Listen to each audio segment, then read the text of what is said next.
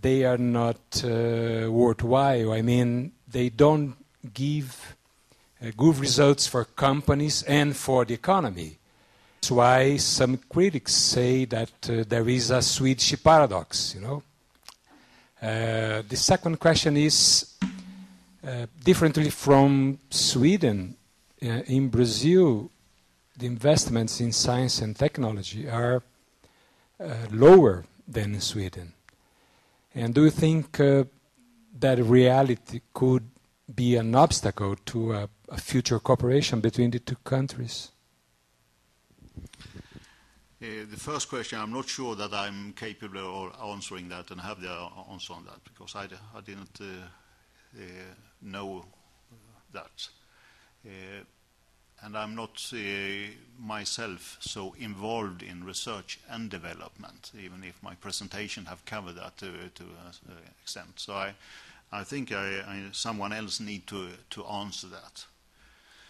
The second question regarding the financing, of course, I need to be able to do development. There need to find the money for it, and also to have the interest for the different parties. I mean, that's the same for on the Brazilian side. And you always need to look at what's in it for us or what's in it for you. But definitely, I think that could be studied. See how that should be done. It's a matter of finding the forms for it. There is a bilateral agreement between Sweden and Brazil, for example, regarding research and development. And there was a seminar in April-May where I participated a little bit. I mean, this is a type of forums which we could be used in that. Luis. Heidi. First, thank you very much for the very comprehensive and interesting presentation. I have one comment and one curiosity. The comment is that the same as you mentioned, that SAAB is involved in science parks in Sweden. Here we have also several interesting, we call it here technology parks, but more or less the same. And in the case of the São José dos Campos Technology Park, there is even a business incubator focused on aerospace. It's called Incubaero, which the name is self-explanatory. So this is so in case if both military and civil, or as Flavio already mentioned, even the other aspects of the potential cooperation materialize, we would very much like to be helpful in finding maybe interesting connections between your experience in Sweden and the possible experience here. My question is the following. There is a European network of space incubators which comprises some 30 members, and I saw that you have a very strong activity in spin-offs, spin-outs, and I was just curious, wondering if you maybe have some involvement, or if not, why? You mentioned space. Was that? Aerospace, yeah. Okay, aerospace. Yeah. I just put that question because we have had a space division before, but that is yeah. Okay. I have visited the technology park in São José dos Campos during the spring, together with a representative of Mjärdevi Science Park, which is in Linköping. And if I'm not wrong, there will be some type of visit from São José dos Campos to Sweden end of the month, I think. I haven't.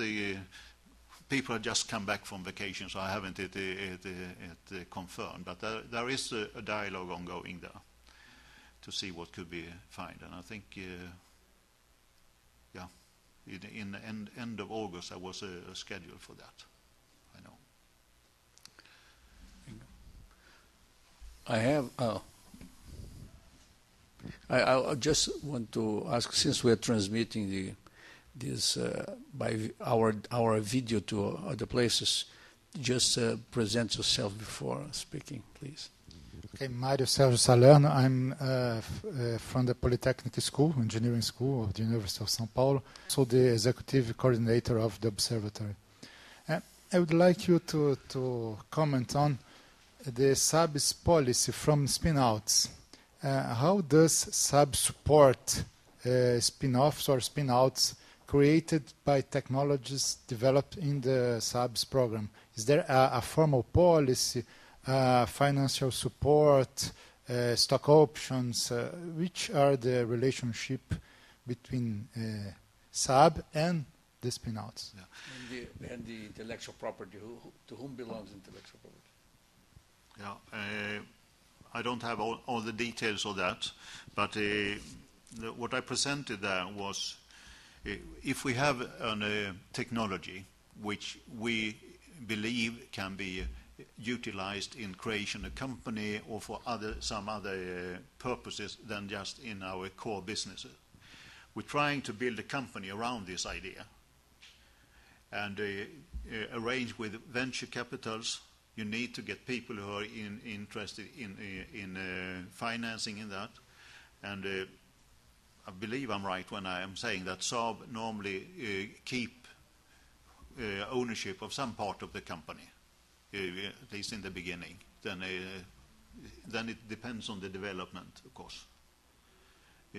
I know some of the small companies, is just 1 or 2 persons employed in the beginning to just find the market for the products and so on.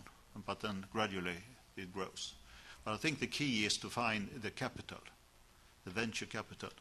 That can come from SAAB or from SAAB's partners somewhere.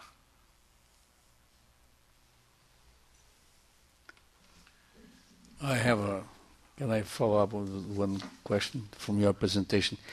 And also it relates to the book. You mentioned 3 examples, ABB, Ericsson, and SAAB as developments that were done from government procurement. That means you emphasize that it was key, the participation of the government in order for the development of the technology. How is that done? The government just put the order and set the specifications, and it's only for the first purchase, or it's a continuous order?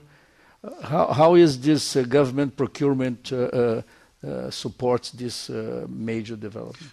I think it is a little bit more mentioned in the book, and I have not actually all the details, but if we look on the defense side, I know that in the early stages and during many years, the Swedish defense